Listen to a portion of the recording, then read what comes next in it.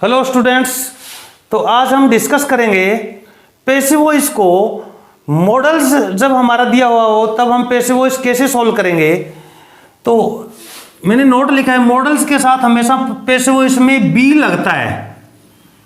Passive voice में models के साथ में हमेशा कौन सा वर्ड लगता है?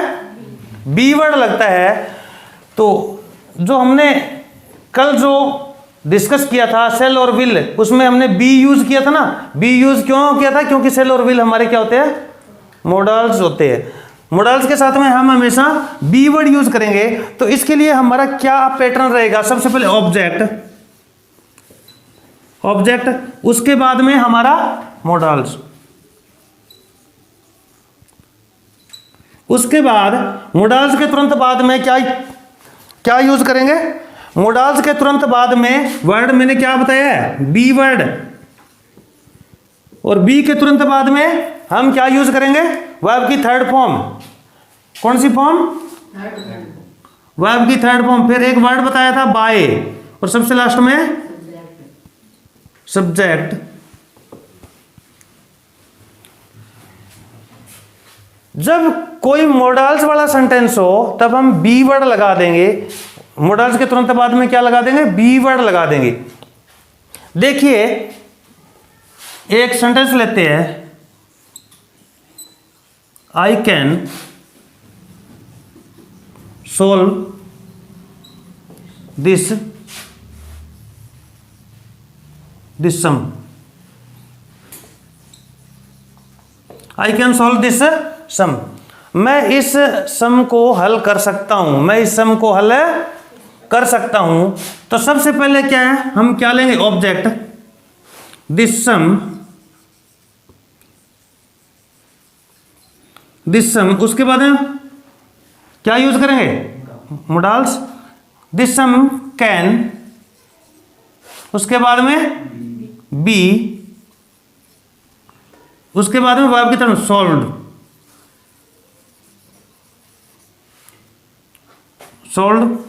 बाय, उसके बाद में I change into me, by me. ये था हमारा मॉडल्स के अकॉर्डिंग। क्या कि मॉडल्स के अकॉर्डिंग हम क्या पैसिव वॉइस कैसे चेंज करेंगे। अब आगे देखिए नेक्स्ट रूल क्या कहता है। यदि पैसिव वॉइस में अनिश्चित कर्ता दिया हुआ हो तब हम कैसे सॉल्व करेंगे? जब हमारा पैसिव वॉइस में अनिश्चित कर्ता दिया हुआ हो तब हम कैसे सॉल्व करेंगे?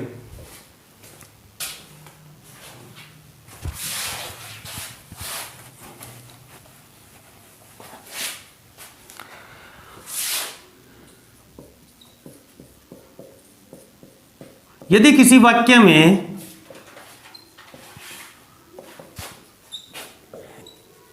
अनिश्चित कर्ता दिया हुआ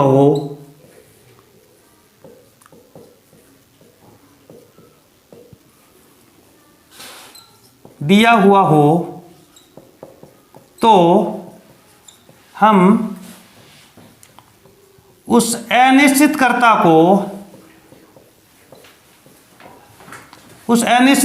को पैसिव वॉइस बनाते समय छोड़ देते हैं। पैसिव वॉइस बनाते समय छोड़ देते। उस अनिश्चित कर्ता को क्या करेंगे? हम पैसिव वॉइस बनाते समय छोड़ देंगे।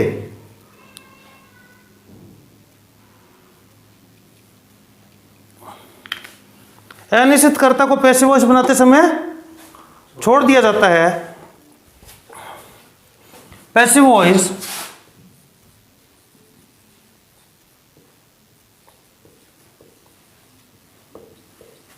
बनाते समय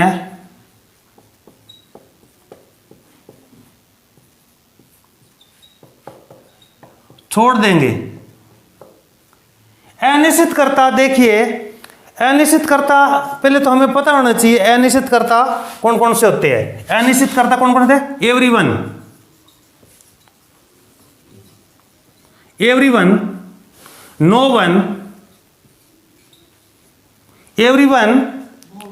नो वन और anybody, everybody,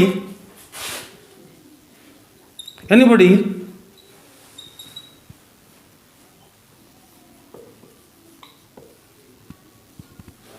everybody, anybody, everybody, anybody, everybody, no one, non,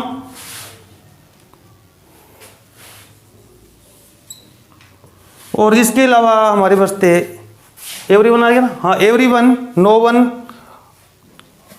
someone, उसके बाद में समवन। ये हमारे क्या है, अनिश्चित करता है। अनिश्चित करता में क्या है, हमें पता नहीं चलता कि क्या है, everyone, no one, anybody, everybody, none, someone. हमें क्या इनका पता नहीं चलता, किस चीज का पता नहीं चलता। समवन कुछ एक भाई थोड़े से भी हो सकते हैं, 5 हो सकते हैं, 10 हो सकते हैं, ठीक है। नो वन कोई भी नहीं, इट मीन्स क्या हमें पता नहीं चलता ना, संख्या का पता नहीं चलता। तो क्या है, हम पैसिव वॉइस बनाते समय इनको छोड़ दे। एवरीबॉडी हर कोई, पता नहीं चलता ना, ये क्या हमारे अनिश्चित करता होते हैं, इनको क्या पैसिव वॉइस बनाते समय छोड़ दिया जाता है। जैसे एक एग्जांपल लेते हैं किसका, इसका एक एग्जांपल देखिए।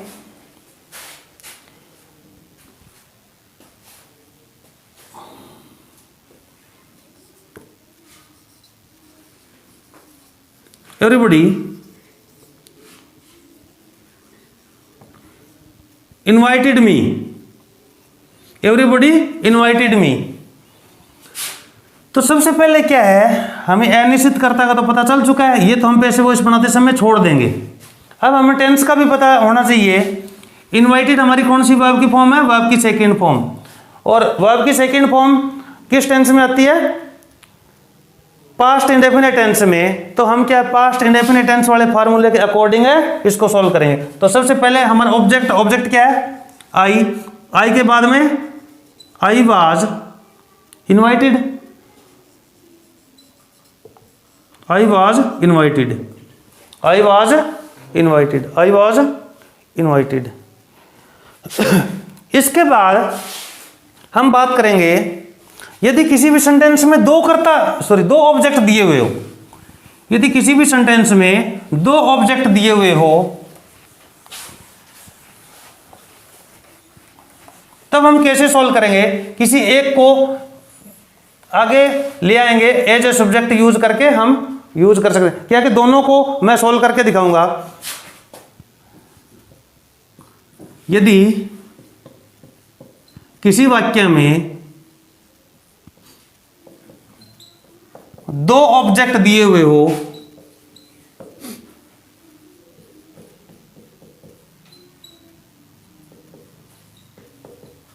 तो हम किसी एक को as a subject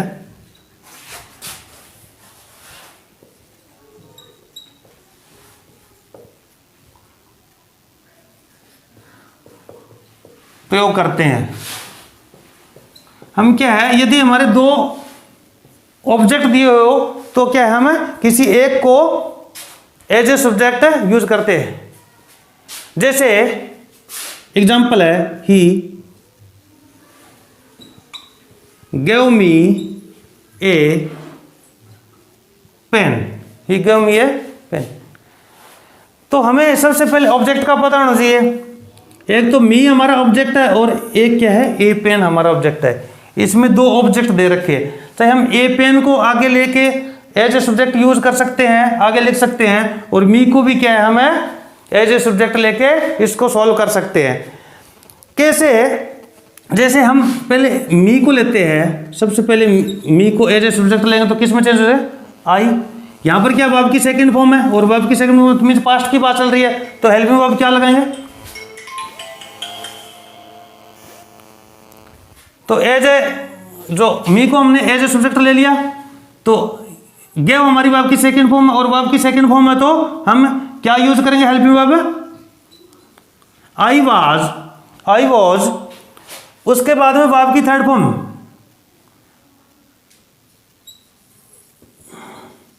given, I was given, उसके बाद दूसरा ऑब्जेक्ट ले लेंगे a pen, I was given a pen, I was given a pen, उसके बाद एक वर्ड बताया था by, he tended to him, he tended to him. एक तो हम इस तरीके से सॉल्व कर सकते हैं, और दूसरा हम दूसरे ऑब्जेक्ट को ले लेंगे ए पेन, ए पेन, हमें पता है कि पास्ट की बात चल रही है, तो ए पेन वाज, उसके बाद वर्ब की थर्ड फॉर्म गिवन, फिर टू मी लगाएंगे, given to me by him, a pen was given to by him. हम क्या है, दोनों ही तरीके से हम क्या सॉल्व कर सकते हैं जब हमारे दो ऑब्जेक्ट दिए हुए हो, जब हमारे ऑब्जेक्ट दो दिए हुए हो। ठीक है, आगे हम जो इसका जो वॉइस का पैसिव वॉइस का वॉइस, इसके जो पैसिव वॉइस के जितने भी हमारे रूल्स बचते हैं वो आगे हम नेक्स्ट वीडियो में डिस्कस करेंगे। तब तक के लिए धन्यवाद।